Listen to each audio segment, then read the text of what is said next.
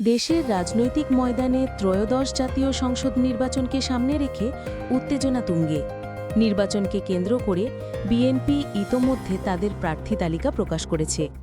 মোট ২৩৭টি আসনের প্রার্থীর নাম ঘোষণা করা হলেও তালিকায় রহস্যজনকভাবে খালি রাখা হয়েছে ৬৩টি আসন। সোমবার গুলশানে চেয়ারপারসনের কার্যালয়ে সংবাদ সম্মেলনে এই তালিকা প্রকাশ করেন দলের মহাসচিব মির্জা ফখরুল ইসলাম আলমগীর। প্রকাশিত তালিকায় চোখে পড়ে বেশ কয়েকজন আলোচিত নেতার অনুপস্থিতি। বহুল আলোচিত বিএনপি নেত্রী রুমিন ফারহানার নাম তালিকায় নেই। একইভাবে নেই দলের সিনিয়র যুগ্ম মহাসচিব রুহুল কবির রিজভীর নামও। ফলে বিএনপির অভ্যন্তরীণ কৌশল নিয়ে রাজনৈতিক অঙ্গনের নতুন প্রশ্ন উঠেছে। এই ৬৩টি আসন ফাঁকা রাখার কারণ সম্পর্কে মির্জা ফখরুল জানান, আওয়ামী লীগ বিরোধী যুগপথ আন্দোলনে রাজপথে পাশে থাকা সমমনা দলগুলোর জন্যই বেশিরভাগ আসন বরাদ্দ রাখা হয়েছে।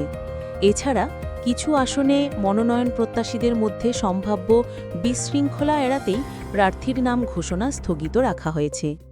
বিএনপি মোট ২২৫টি আসনে প্রাথমিক তালিকা প্রস্তুত করেছে, তবে এটি চূড়ান্ত তালিকা নয় বলে উল্লেখ করেন তিনি।